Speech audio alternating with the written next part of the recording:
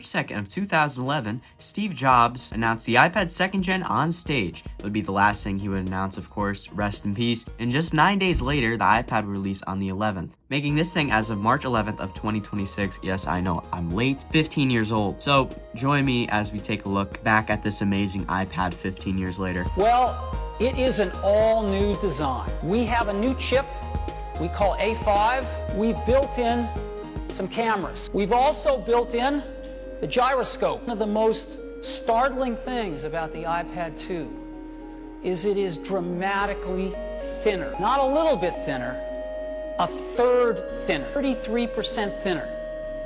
That's what it looks like. When you look at the numbers, gone from 13.4 millimeters down to 8.8 millimeters thick. And for those of you that have iPhone 4s, the new iPad 2 is actually thinner than your iPhone 4. Just a year prior, in 2010, the first iPad ever released would come out. It was a revolutionary product for the tablet space at the time, because before the iPad, tablets looked like this, which I can't imagine this being successful in today's society. They usually would run on Windows, you would need a stylus to use it. Who wants a stylus?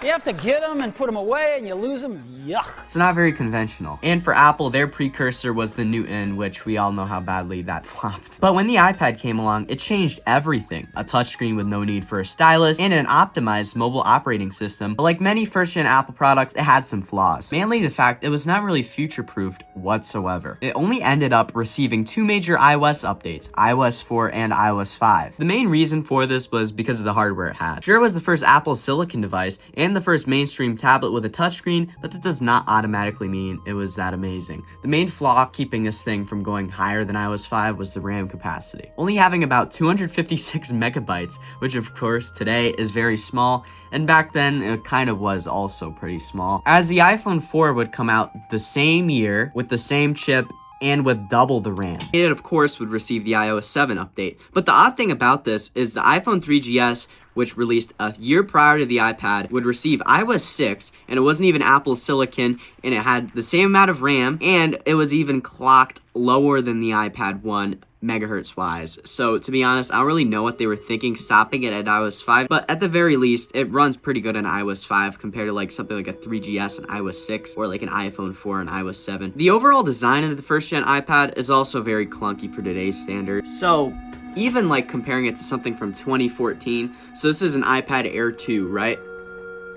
This is an iPad 1. This thing is absolutely gargantuan. It also lacked a camera, which, I mean, people usually don't use iPad cameras anyway, but I mean, technically, to this day, it's still a staple on modern iPads. And the only color option it had was black, and that's only on the bezel. But on the first day, it ended up selling around 300,000 units, and prior to the iPad 2, it sold around 15 million units. So enter the iPad 2, which I have way too many of, and these are only the ones that are on iOS 4. Launching around a year later, it pretty much fixed majority of the issues the iPad 1 had. It now features the much faster dual-core A5 chip, which is double the cores of the iPad first gen, which only had a single core, and it also had double the RAM, now at the same 512 megabytes that was in the iPhone 4. The GPU is also up to 9 times faster than the iPad first gen. This future-proofed it all the way up until iOS 9 in 2015. This huge jump in performance also contributed to making mobile gaming on iOS much bigger. Some of the games that took advantage of this massive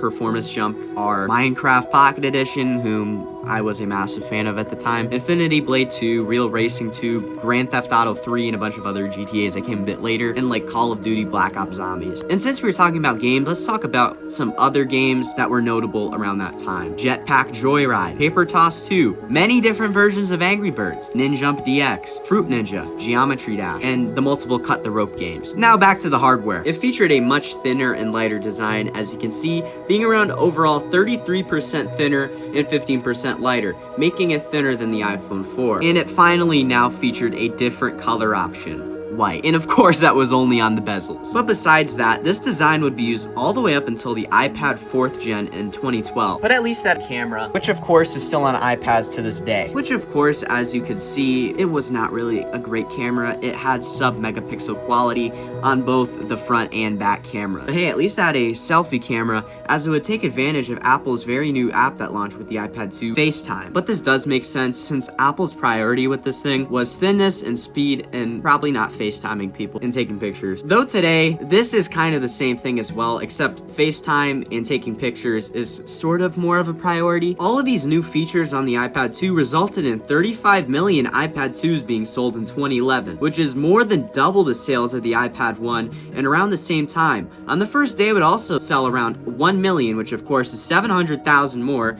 than the first iPad, which, as we mentioned earlier, sold around 300,000. Now let's talk a bit about iOS 4, which overall enhanced the iPad experience so much more, like adding app folders. I remember like sharing an iOS 4 iPad 2 back in the day with my cousins, and we would like make our own folders for like the games that we would play. And it felt so cool to have our like own separate folders for the different games that we would play. And overall, it just keeps things a lot more organized. Multitasking was added, which was good for switching in between your apps like this and changing your brightness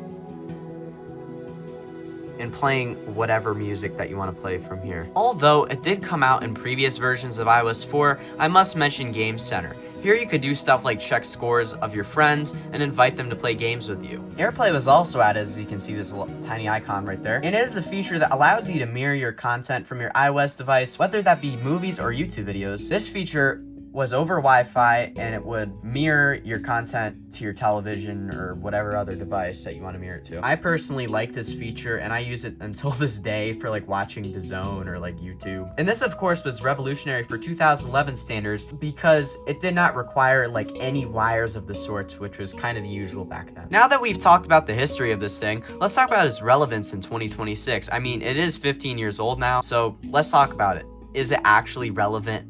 Is it actually usable? In 2026, iOS 9 really does suck and is very slow, which thankfully I do not have one of those because they kind of suck and I don't really want to mess with iOS 9. But hey, at least the App Store works. But like other than that, it's not fun to use. But there is a way to fix it being severely slow, and that is just downgrading iOS. On the iPad 2nd gen, iOS 6.1.3 is OTA signed, meaning you can downgrade back to this version to speed it up. And if you do not understand the whole signing thing, let me break it down for you as quickly as I can. Apple has a signing system that prevents its users from downgrading to older iOS versions for security purposes, usually like preventing jailbreaks. But on these older iOS devices, if you update from like iOS 4 all the way up until iOS 9, there's a good chance your device will just become software brick. So Apple introduced a middleman version, so to speak, of some sort where you can upgrade to iOS 6.1.3 and then another iOS 8.4.1 so your device does not become messed up. This of course is really good for jailbreakers like me and people that intend on using these older devices in 2026, as they use the fact these versions are signed to their advantage to downgrade back to them with tools like Legacy iOS Kit. Now iOS 6 is kept alive by the community Legacy Jailbreak, where a bunch of devs come together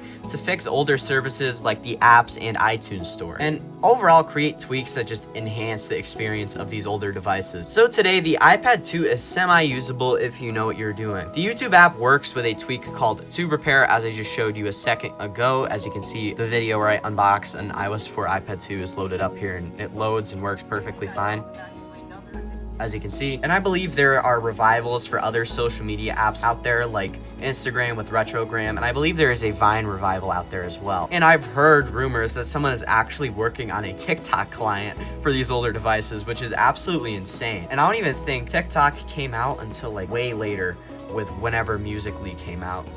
I don't think it was out on like iOS 3 and iOS 4, which supposedly it's supposed to support iOS 3 and iOS 4. But overall, that's just absolutely insane. The iPad 2 is also good for gaming in 2026, as there are ways to play these old nostalgic games via sideloading and experience peak mobile gaming once again. People are also porting unsupported iOS versions to other devices like the iPad 1, iPod Touch 3rd and 4th generation. So to answer the question, is it relevant and usable in 2026? Well, no, not really. Either way, with all these fixes, things like web browsing just does not work on majority of websites unless you're on like a specialized website like iPhone OS Obscure, which is what I use to download applications. And the reason that web browsing does not work on these old iOS versions is because the WebKit version on these old browsers are just way too old, and the TLS protocols are also way too old, so it can't really support anything modern on here. And still, the majority of modern social media services and apps do not work as far back as like iOS 6,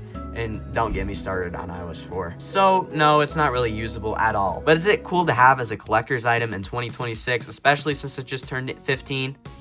Yeah. But anyway, if you enjoyed this video and found it interesting, please consider leaving a like, subscribing with notifications on, and sharing this to someone that would also do the same. Check out my social media accounts, which will be in the description and in the end card. And happy late birthday, iPad 2. And this has been Derek from Certified Legacy, and I'll see you in the next video. Bye.